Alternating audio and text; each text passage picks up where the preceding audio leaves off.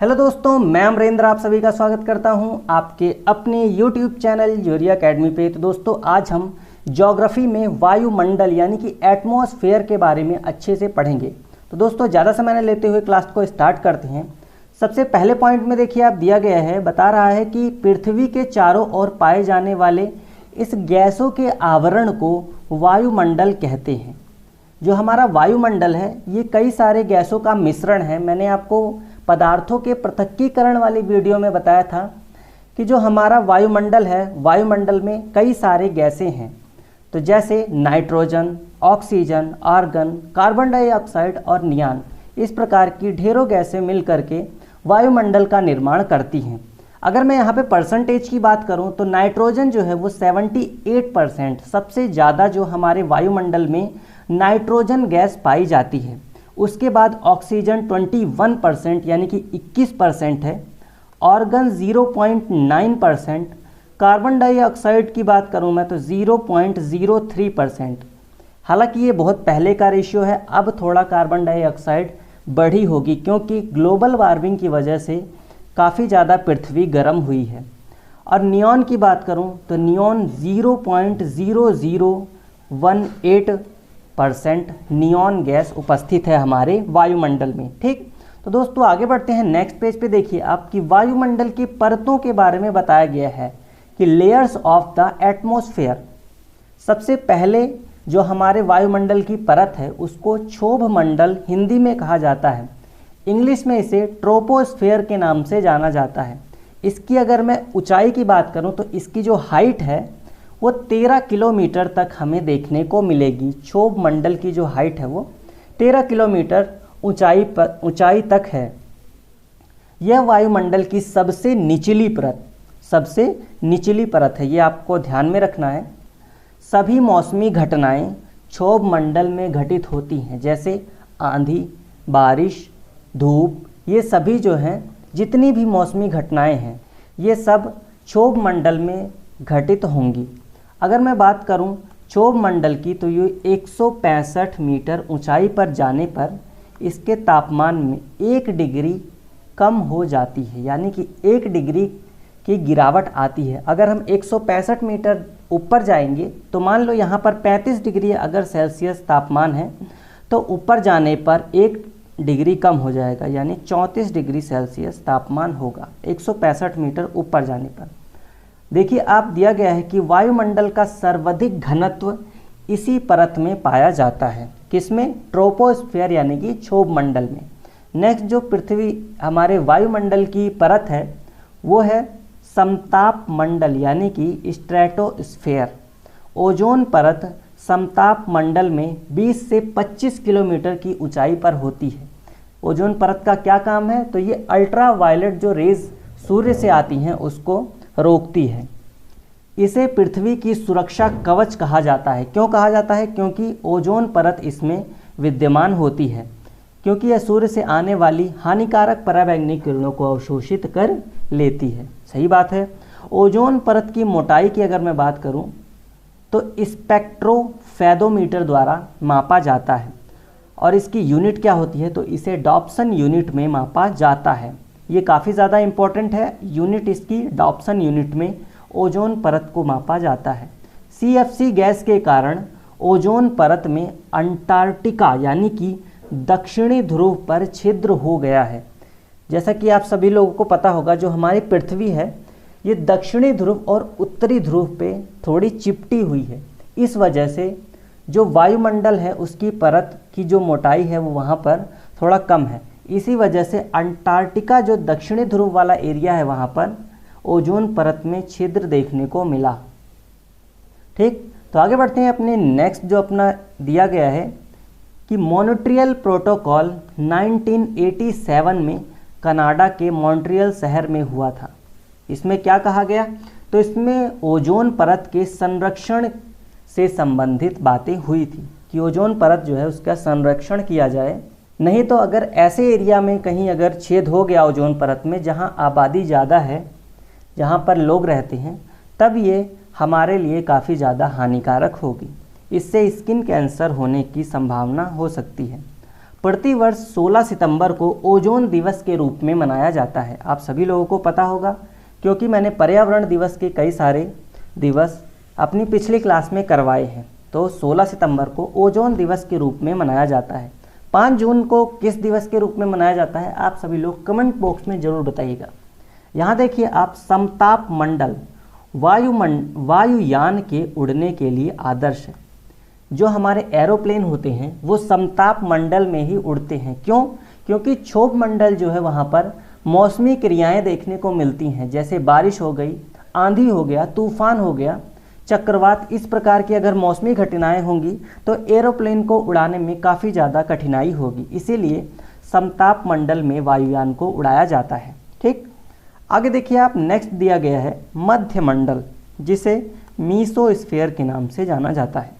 ये जो परत है ये वायुमंडल की सबसे ठंडी परत मानी जाती है। ये कौन सी? मध्य मंडल जो है, मीसोस्फीयर, वायुमंडल की सबसे ठंडी परत है। उल्का पिंड मध्य मंडल में आकर जलने लगते हैं। जो उल्का पिंड होते हैं, मेटेरॉइड, ये जब बाह्य मंडल में, फिर उसके बाद आयमंडल में, जब तक ये मध्य मंडल में आते हैं यहाँ पर ये पूरी तरह से समाप्त हो जाते हैं, जल करके पूरी तरह समाप्त हो जाते हैं। ये आपको याद रखना है। लोनार झील का निर्माण इसी उल्का पिंड के गिरने से हुआ है। कहाँ पर? तो महाराष्ट्र में। आयन मंडल की बात करूँ तो मैं इसको कहते हैं थर्मोस्फीयर। ठीक, यह वायुमंडल की सबसे गर्म परत है, आपको ध्यान में रखना है। और रेडियो तरंगों का परावर्तन आयन मंडल से होता है। भू आधारित उपग्रह आयन मंडल में स्थापित किए जाते हैं। जो सैटेलाइट होती हैं, जो हमारे पृथ्वी की कक्षा में छोड़ा जाता है, उन्हें वायुमंडल के ये जो आयन मंडल वाला एरिया है, चौथी लेयर जिसे थर्मोस्फीयर कहते हैं, इसमें छोड़ा जाता है। ठीक, आगे देखिए आप, नेक्स्ट जो अपना 5th जो लेयर है वायुमंडल की, वो है बाह्य मंडल, जिसे एक्सोस्फीयर के नाम से जाना जाता है। यह वायुमंडल की सबसे बाहरी परत है। बिल्कुल सही बात है, हमने अभी अभी जाना है। इस परत में वायु की सबसे कम घनत्व पाया जाता है। वायु का सबसे कम घनत्व देखने को हमें मिलेगा एक्सोस्फीयर में, यानी कि बहिर्मंडल में। और सबसे ज़्यादा घनत्व कहाँ देखा था हमने? क्षोभ मंडल में। ये अभी आपको अच्छे से याद रखना है। कारमेन लाइन क्या होती है? तो पृथ्वी से 100 किलोमीटर ऊंचाई पर स्थित सबसे ऊपरी जो अंतरिक्ष है उसे कार्मेलियन लाइन कहते हैं। जैसे अगर मैं बात करूं, यहाँ पर हमारा सन है, इसके बाद बुध, उसके बाद शुक्र ग्रह, फिर उसके बाद पृथ्वी, उसके बाद आता है अपना मंगल ग्रह।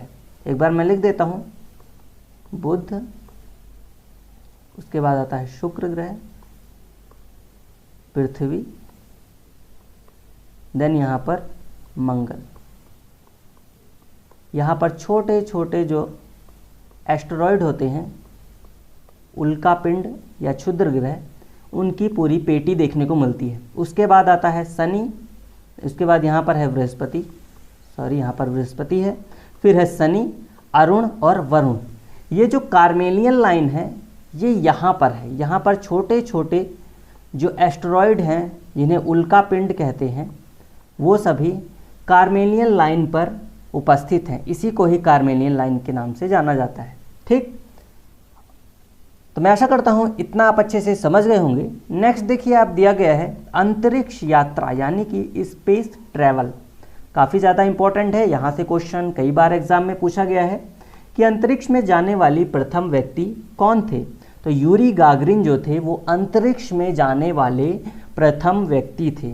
यूएसएसआर यानी जब सोवियत संघ ने अपने सैटेलाइट के द्वारा यूरी गागरिन को अंतरिक्ष में भेजा था। और देखिए आप, अंतरिक्ष में जाने वाली प्रथम महिला की अगर मैं बात करूं तो वेलेटिना तेरेशकोवा, ये भी यूएसएसआर के द्वारा भेजी गई थी। और देखिए आप, चंद्रमा पर जाने वाले प्रथम व्यक्ति ये थे नील आर्मस्ट्रॉन्ग। 20 जुलाई 1969 को नासा के द्वारा इन्हें भेजा गया था। नासा अमेरिका की स्पेस एजेंसी है, उसके द्वारा चंद्रमा पर नील आर्मस्ट्रॉन्ग को भेजा गया था। प्रथम भारतीय अंतरिक्ष यात्री राकेश शर्मा कब गए? 1984 में इन्हें भेजा गया था। आगे देखिए आप, नेक्स्ट पेज पे दिया गया है राकेश शर्मा के बारे में। तो भारत के प्रथम और विश्व के 138वें अंतरिक्ष यात्री राकेश शर्मा का जन्म 13 जनवरी 1949 यानी कि 1949 को पंजाब के पटियाला में हुआ था। वह 3 अप्रैल 1984 को सोवियत संघ के अंतरिक्ष यान, इसका क्या नाम था, सोयूज T-11 से अंतरिक्ष के लिए रवाना हुए थे। इन्होंने 7 दिन 21 घंटे और 40 मिनट तक अंतरिक्ष के जो स्पेस स्टेशन था उसका क्या नाम था, साल्यूट 7 में बिताए थे। उसके बाद यह धरती पर लौट आए। 1984 यानी कि 1984 में भारत सरकार द्वारा इन्हें अशोक चक्र से सम्मानित किया गया। इन्होंने सोवियत संघ रूस के यूरी गागरिन केंद्र में अंतरिक्ष यात्री का प्रशिक्षण भी प्राप्त किया था। नेक्स्ट देखिए, आगे बढ़ते हैं। कल्पना चावला के बारे में आप सभी लोग जानते होंगे, इनके नाम से तो सभी परिचित हैं। इनके बारे में थोड़ी सी और इन्फॉर्मेशन आप सभी लोग जान जाइए कि भारतीय मूल की अमेरिकी अंतरिक्ष यात्री थी। ये भारत की पहली महिला अंतरिक्ष यात्री थी। इनका जन्म अगर देखें हम तो 17 मार्च 1962 में जब भारत और चाइना की लड़ाई हुई थी तब इनका जन्म हुआ था। ये करनाल में, करनाल कहाँ पड़ता है तो हरियाणा में, वहाँ पर इनका जन्म हुआ। 1988 में कल्पना चावला ने नासा के एम्स अनुसंधान केंद्र से व्यावसायिक जीवन की शुरुआत की थी। 1955 में ये नासा की अंतरिक्ष यात्री कोर में शामिल हुई थी। ठीक, तो ये कुछ इन्फॉर्मेशन है कल्पना चावला के बारे में, आप सभी लोग इसको अच्छे से देख लेना। तो आगे बढ़ते हैं अपने नेक्स्ट पेज पे। यहाँ पर दिया गया है इन्हीं के बारे में कि 19 नवंबर 1987 से पहले अंतरिक्ष मिशन की शुरुआत करती हैं ये अपने। इसमें वे कोलंबिया अंतरिक्ष यान STS-87 के 6 सदस्यीय दल का हिस्सा बनी। इसके बाद उन्होंने 15 दिन 12 घंटे अंतरिक्ष में भी बिताए। पहली बार ये कब गई थी तो 1987 में। ठीक, उसके बाद 2003 में, कब, 26 जनवरी 2003 को उन्होंने दूसरे अंतरिक्ष अभियान में भाग लिया। और इसमें क्या होता है तो इसमें ये, इसका जो अंतरिक्ष यान था इसका नाम था कोलंबिया STS-107। इससे इन्होंने उड़ान भरी और 1 फरवरी 2003 को जब ये धरती पर वापस लौट रही थी तो पृथ्वी के वायुमंडल में प्रवेश करते ही इनका जो अंतरिक्ष यान है ये जल करके नष्ट हो जाता है और इसमें सवार जितने भी अंतरिक्ष यात्री थे उन सभी की मृत्यु हो जाती है। ये बहुत ही ज़्यादा दुखद घटना थी 2003 की। ठीक, तो आगे देखिए आप, सुनीता विलियम्स के बारे में सभी लोग जानते होंगे। एक बार फिर से आप देखिए कि ये अंतरिक्ष में जाने वाली भारतीय मूल की दूसरी महिला थी। पहली महिला कल्पना चावला और दूसरी महिला सुनीता विलियम्स। ये 360 किलोमीटर दूर स्पेस में गई थी। इनका संबंध गुजरात के अहमदाबाद शहर से है। इन्होंने 195 दिन तक अंतरिक्ष में रहने का विश्व रिकॉर्ड स्थापित किया। कितनी बड़ी बात है कि इन्होंने 195 दिन, इतने ज़्यादा दिन तक ये अंतरिक्ष में बिताए इन्होंने। जून 1998 में अमेरिकी अंतरिक्ष एजेंसी नासा में इनका चयन हुआ था। 2008 में इन्हें विज्ञान एवं अभियांत्रिकी की खोज के लिए भारत सरकार द्वारा पद्म भूषण से सम्मानित किया गया था। किस अवार्ड से तो पद्म भूषण सम्मान से इन्हें सम्मानित किया गया था। और 16 अप्रैल 2007 को अंतरिक्ष में मैराथन दौड़ ऐसा करने वाली ये विश्व की पहली महिला बनी। सुनीता विलियम्स के कुछ स्पेस में जब ये गई थी, इतने दिन तक रहे इन्होंने 195 दिन। तो इन्होंने अपने कुछ अनुभव स्पेस में रहने के उन्हें साझा करती हैं। ये कहती हैं कि वहाँ पर बैठ नहीं पाते हैं, एक जगह से दूसरी जगह तैरते रहते हैं। जैसे हम पानी में तैरते हैं वैसे ही वहाँ पर हम स्पेसशिप में तैरते रहते हैं। पानी भी नहीं रुकता वहाँ पर, जो अगर हम पानी ऐसे गिराएंगे तो वो भी नहीं रुकता। बुलबुले जो हैं पानी के वो फ्लैट हो जाते हैं। चेहरा और हाथ धोने के लिए बबल को पकड़ना पड़ता है। कितनी अच्छी बात होगी अगर ऐसे बुलबुले उड़ रहे हों और उनको पकड़ना पड़े हमें तब। जैसे आपने बच्चों को देखा होगा, अधिकतर मेले में एक फुग्गे वाला होता है जो कि ऐसे मुंह से उड़ाते हैं, साबुन के बुलबुले वाला, उस तरीके से बुलबुले वहाँ पर उड़ते रहते हैं स्पेस में, और उन बबल्स को पकड़ना होता है। कागज़ को गीला करके पकड़ते हैं, फिर उससे अपने मुंह को साफ़ करते हैं। अगर मैं कंघी की बात करूं तो वहाँ कंघी करने की कोई आवश्यकता रहती नहीं है, क्योंकि उनके जो बाल हैं वो गुरुत्वाकर्षण है नहीं, तो इस वजह से बाल ऊपर हमेशा उड़ते रहते हैं। वहाँ टहल नहीं सकते और पूरा दिन बस तैरते रहते हैं, और तैरने की फिर तो आदत हो जाएगी, क्योंकि 195 दिन तक रहकर आई हैं सुनीता विलियम्स। और एक जगह पर अगर रुकना है तो खुद को रस्सी से बांधना पड़ेगा, जैसे कुत्ते को बांध देते हैं एक जगह रस्सी से, तो वो इसी तरह से खुद को भी क्या करना पड़ेगा, बांधना पड़ता है अगर स्पेस में हम जाएंगे तो। नील आर्मस्ट्रॉन्ग चांद पर उतरने वाले प्रथम व्यक्ति थे, ये मैं बात कर चुका हूँ इनके बारे में। और ये कब गए थे, तो ये 1969 में गए थे। भारत अर्जेंटीना के विपरीत देशांतर पर है, इसलिए भारत के लोग अर्जेंटीना के लोगों के सापेक्ष उल्टे हैं। तो बिल्कुल सही बात है कि जो भारत है वो अर्जेंटीना के बिल्कुल विपरीत है। या अगर मैं बात करूं कि अर्जेंटीना भारत के बिल्कुल विपरीत है, इसलिए जो भारत के लोग हैं, भारत के नहीं, यहाँ पे हम ऐसे लिखेंगे कि अर्जेंटीना के लोग भारत के सापेक्ष बिल्कुल उल्टे हैं। भारतीय क्यों उल्टे हुए भाई, अर्जेंटीना को हम उल्टा करेंगे।